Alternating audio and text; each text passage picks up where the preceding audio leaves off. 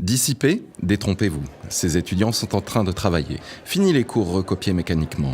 L'enseignement est désormais vivant et interactif. Pour mettre en musique cet enseignement interactif, l'UPMC a investi dans des boîtiers réponses individuels avec lesquels les étudiants peuvent communiquer avec l'enseignant.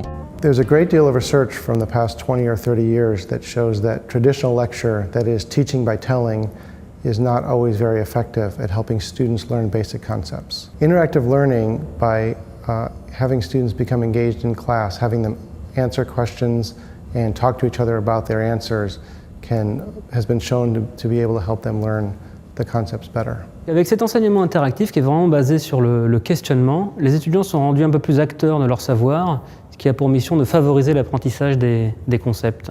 Voilà. Ce que je vais faire, c'est que je vais allumer le système et je vais venir mettre la bougie entre les armatures. D'accord ?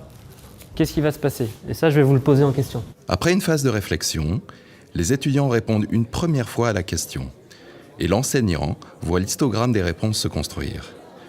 Puis ils discutent entre eux pour comparer leurs arguments. À la fin de la discussion, les étudiants votent à nouveau. Après les votes, l'enseignant peut adapter la suite de son cours en fonction du niveau de compréhension des étudiants. Cette qualité d'attention est appréciée des étudiants et les incite à participer davantage. En test à l'UPMC depuis la rentrée, l'enseignement interactif a non seulement séduit les étudiants, mais aussi les enseignants. Je cherchais depuis longtemps à rendre mes étudiants plus actifs en cours, de les réveiller simplement, de les rendre plus actifs dans leur apprentissage.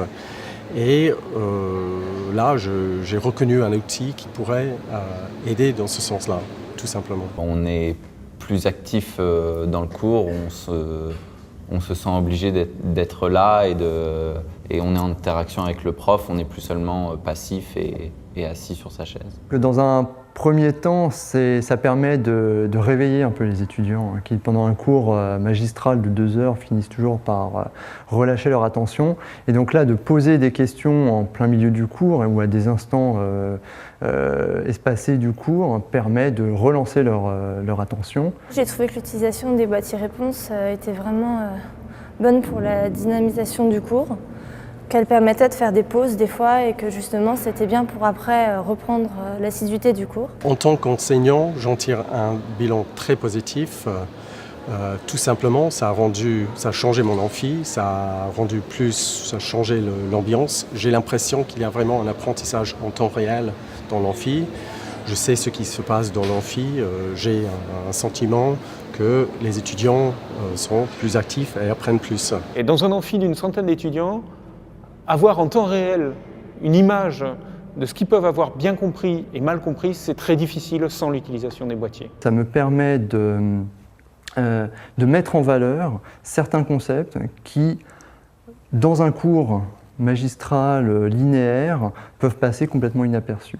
Le fait de leur poser une question précisément sur ces concepts-là, ça les met en valeur et donc ça leur montre que c'est des concepts plus importants peut-être que des parties du cours qui sont plus calculatoires ou plus anecdotiques. Par moments, les questions posées portaient sur des points auxquels on n'avait pas forcément fait attention ou qu'on jugeait pas forcément primordiaux.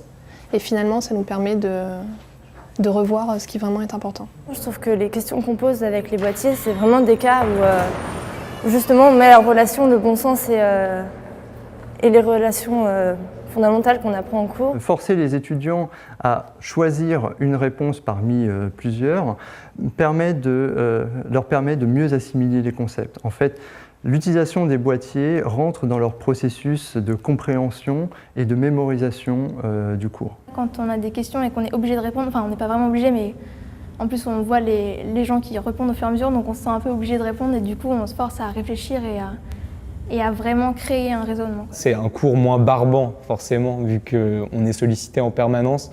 C'est pas seulement une accumulation d'informations qu'on nous donne et qu'on doit prendre en note.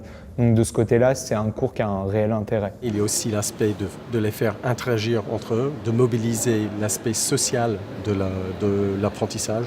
Ça m'a permis de mieux comprendre certains concepts parce que si on n'avait pas compris, Tout seul, on n'aurait pas levé la main pour demander la question au prof, alors qu'on a plus de facilité à demander à son voisin. Ah oui, les boîtiers encouragent beaucoup la discussion. Parce que c'est bien, ça permet, quand deux élèves ne sont pas d'accord, d'argumenter sa réponse et justement de se mettre d'accord. Ouais, c'est une bonne chose, ces boîtiers. Tout simplement, je ne pourrais pas imaginer de m'en passer de ces outils à l'avenir.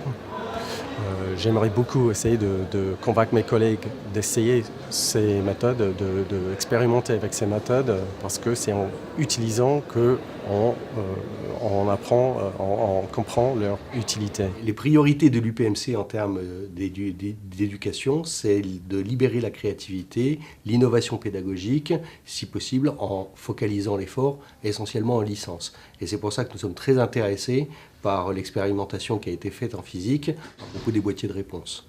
Je pense que cette expérimentation a tout intérêt à être examinée par les autres départements de formation, car on y voit là réellement une possibilité intéressante d'augmenter les capacités d'acquisition des étudiants. Lorsque le groupe Innovation Pédagogique a été sollicité pour accompagner le projet d'utilisation des boîtiers réponses, un parti pris a été retenu, celui de faire un lien fort entre la pratique et la recherche, notamment en sciences de l'éducation.